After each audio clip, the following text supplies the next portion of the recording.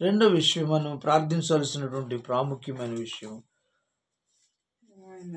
ఆయన సమూహములను చూచి వారు కాపరులేని గొర్రెల వలె విసికి చెదిరి ఉన్నందున వారి మీద కనికరబడి, కోత విస్తారము గాని పనివారు కొద్దిగా ఉన్నారు గనుక తన కోతకు పనివారిని పంపుమని కోత యజమానుడు వేణుకురుడని తన శిష్యులతో చెప్పాను. ఇలాగా రెండో విషయం, ప్రార్థన మనం చేయవలసిన ప్రాముఖ్యమైనటువంటి విషయం. కోత విస్తారంగా ఉందంట, కోతకు పనివారు కొద్దిగా ఉన్నారు. కోత అంటే పిల్లరా ప్రజలు అని అర్థం. పిల్లరా పంట అని కదా. కోత అంటే ఒక వరి పంట బాగా పండినప్పుడు కోసేటువంటి పనివారి కోసం ఇలాగ ఎదురు చూస్తారు. అలానే పైరు పండి ఉందని మాట్లాడుతున్నాడు. కోత విస్తారంగా ఉందంట, కోయటానికి పనివారు కొద్దుగా ఉన్నారు. అంటే దేవుని వాక్యం చెప్పి ఆత్మలను ప్రభు దగ్గర నడిపించేవారు కొద్దుగా ఉన్నారు. వాళ్ళని రక్షణలోనికి నడిపించేవారు కొద్దుగా ఉన్నారు. రక్షించిన వాడు ప్రభు అయిన యేసు, ఆయన రక్షకుడు. యేసు అంటేనే రక్షకుడని, క్రీస్తు అంటే అభిషేక్తుడని, లోకమును రక్షించిన లోక రక్షకుడని ఆయనకు పేరు. ఆయన తన ప్రాణం ఇచ్చి రక్తం ఇచ్చి లోకాన్ని రక్షించిన వాడు లోక రక్షకుడు ప్రభు అయిన యేసుక్రీస్తు వారు. అయితే మనం కోత విస్తారంగా ఉంది అంటే ఇక దేవుని సువార్త ప్రకటించి చేసే రక్షకుడని, ఆయన ఎందుకు వస్తే నెమ్మదని, రక్షణ ఆ నరకం తప్పించుకుంటామని ఆ సువార్త ప్రకటించి క్రీస్తు ద్వారానే రక్షణని తెలియజేసి ప్రభు దగ్గరికి నడిపించేవారు కావాలని, పనివారు కోతకు పనివారు కావాలని కోరుకుంటున్నాడు. కాబట్టి కోత విస్తారంగా ఉంది, కోతకు పనివారు కొదువుగా ఉన్నారు. కాబట్టి ఓ కోతకు పనివారి కోసం వేడుకొనుడి అని ప్రార్థన చేయమని చెప్పేసి పరిశుద్ధాత్మ దేవుడు.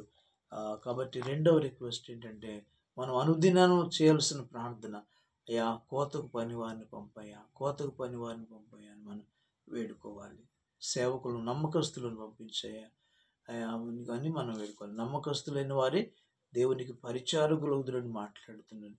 నువ్వు పిలిచి ఏర్పరిచి వరాలిచ్చి నువ్వు పంపించు ప్రభు అని మనం ప్రార్థన చేయాలి.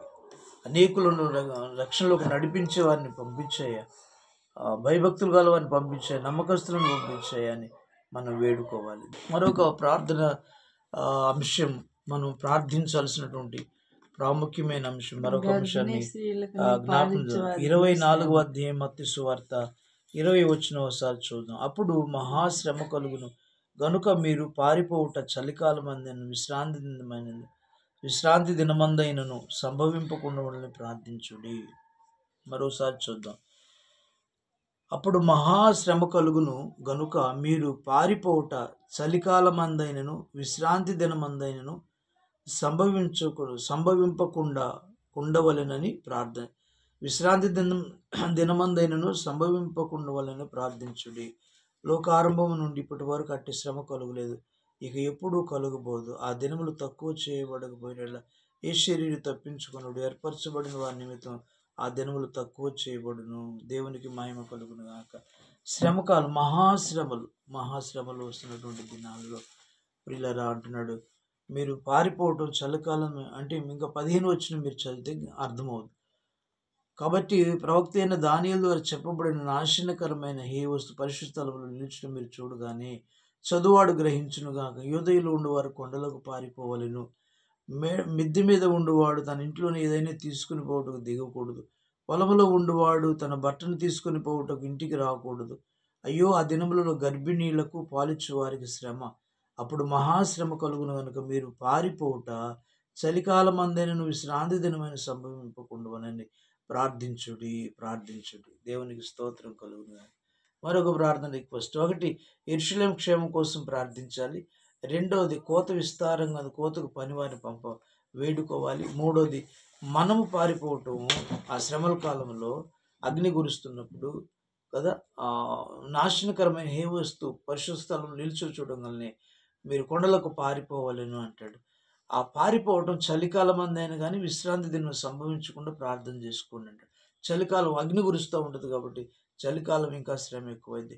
విశ్రాంతి దినం అని ఎక్కువ రెస్ట్ తీసుకుంటూ ఉంటారు కాబట్టి ఎక్కువ మంది చనిపోతారు, కాలిపోతారు అగ్నిలో. కాబట్టి మనం పారిపోవటం చలికాలం అందు కానీ విశ్రాంతి దినం సంభవించకుండా ప్రార్థన చేసుకోవాలి. అయ్యా రేపు రాకడలో శ్రమ వచ్చింది, యుద్ధం వచ్చింది, పారిపోతున్నారు, అలాంటి చలికాలం మందు కాకుండా విశ్రాంతి దినం కాకుండా ప్రార్థన చేసుకోవాలంట. చలికాలం అంటే అగ్ని కురుస్తుంటుంది కాబట్టి మనుషుల మీద అగ్నికి కాలినప్పుడు బాడీలు ఆ చలికి ఇంకా ఎక్కువ బాధ కలుగుద్ది.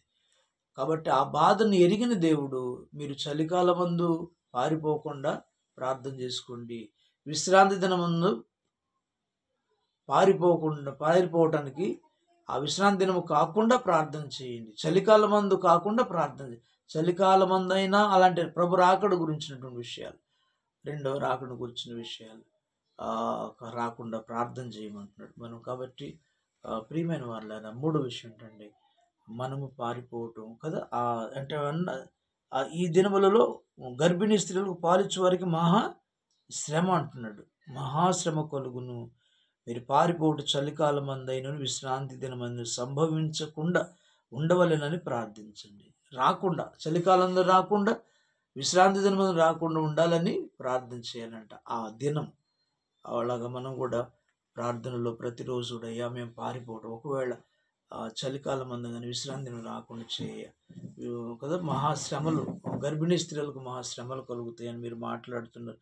అది మహాశ్రమ అంటున్నారు. కాబట్టి నాయన అట్టి శ్రమ ఎప్పుడు కలగలేదు అంటున్నావు, ఇక ముందు కలగబోదు అంటున్నావు. కాబట్టి అయ్యా తప్పించయ్యా, ఆ చలికాలం రాకుండా చేయని రాక ఆ శ్రమ, ఆ తర్వాత విశ్రాంతి దినం రాకుండా చేయ ప్రభు అని మన ప్రార్థన చేసేవారుగా ఉండాలి. దేవునికి స్తోత్రం కలుగును గాక. 3 విషయాలు మనం ధ్యానించాము.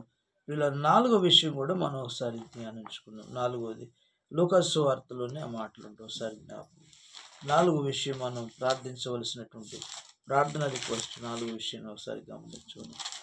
లూకాసు సువార్త ఈ 6వ అధ్యాయం, లూకాసు సువార్త 6వ అధ్యాయం 27 వచ్చిన ఒకసారి చూద్దాం. వినుచున్న మీతో నేను చెప్పున్నదేమనగా మీ శత్రువులను ప్రేమించుడి, అవును, మిమ్మును ద్వేషించు వారికి మేలు చేయుడి, మిమ్మును శపించు వారిని దీవించుడి, మిమ్మును బాధించు వారి కొరకు ప్రార్థన చేయి. నిన్ను ఒక చెంప మీద కొట్టు వారిని వైపు నువ్వు రెండో చెంప కూడా తిరుపు. దేవునికి మహిమ కలుగును. కాబట్టి 4వ ప్రార్థన రిక్వెస్ట్ ఏంటంటే, అనుదినం మనం చేయాల్సిన ప్రార్థన, ప్రాముఖ్యమైన ప్రార్థన, మనల్ని బాధించే వారి కోసం ప్రార్థించాలట. శత్రువులను ప్రేమించాలి, బాధించే వారి కోసం ప్రార్థన. ఏ విషయంలో మనల్ని బాధిస్తున్నారు శత్రువులు, వారి కోసం మనం ఏం నిందిస్తున్నారు వారి కోసం ప్రార్థించాలి, వారిని క్షమించాలి, వారి కోసం ప్రార్థించాలి, శత్రువుల కోసం ప్రార్థించాలి.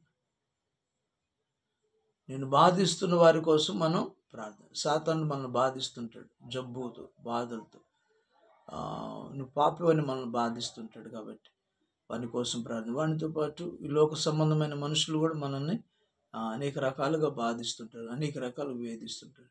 వాళ్ళ కోసం కూడా మనం ప్రార్థిస్తే వాళ్ళని క్షమించి వాళ్ళ భార్య నుంచి మనల్ని విడిపిస్తారని దేవుని వాక్య భాగంలో మనం చూస్తున్నాం. దేవునికి మహిమ కలుగును గాక. ఆమేన్, ఆమేన్ చెప్తాం. మరొక విషయాన్ని జ్ఞాపకం చేస్తాం. దేవుడి మాటలు మన వెనుకల్లో దీవించి భోగాశ్రయించి ఫలింపు చేయను గాక. భౌతిక సంబంధమైన అవసరాలను మనం ఆయనే అడగమన్నాడు, మనం అడుగుతున్నాం. వాటితో పాటు ఆత్మ సంబంధమైన అవసరతలు కూడా మనం నీ పరిశుద్ధ ఆత్మతో నింపయ్యా, నీ రక్షణ ఇవ్వయ్యా, మా కుటుంబానికి నీ క్షేమం ఇవ్వయ్యా, నీ రాజ్యం ఇవ్వయ్యా, నిత్య జీవం ఇవ్వయ్యా అని మనం ఎలా అడుగుతున్నాము. 3వ విషయం కూడా ప్రాముఖ్యమైన విషయం, ప్రభువే ప్రార్థన, దేవుడే ప్రార్థించమని సంఘానికి తన భక్తులకి చెప్పినటువంటి ప్రార్థన రిక్వెస్ట్లు ఆయనకు మనం దేవునికి ప్రార్థించాలి. ఒకటి, యెరూషలేము క్షేమం కోసం మనం మంచిగా అనుదినం ప్రార్థించాలి. రెండవది, కోత విస్తారంగా ఉంది, కోతకు పనివాని పంప మనం వేడుకోవాలి. మూడో విషయం అన్నాడు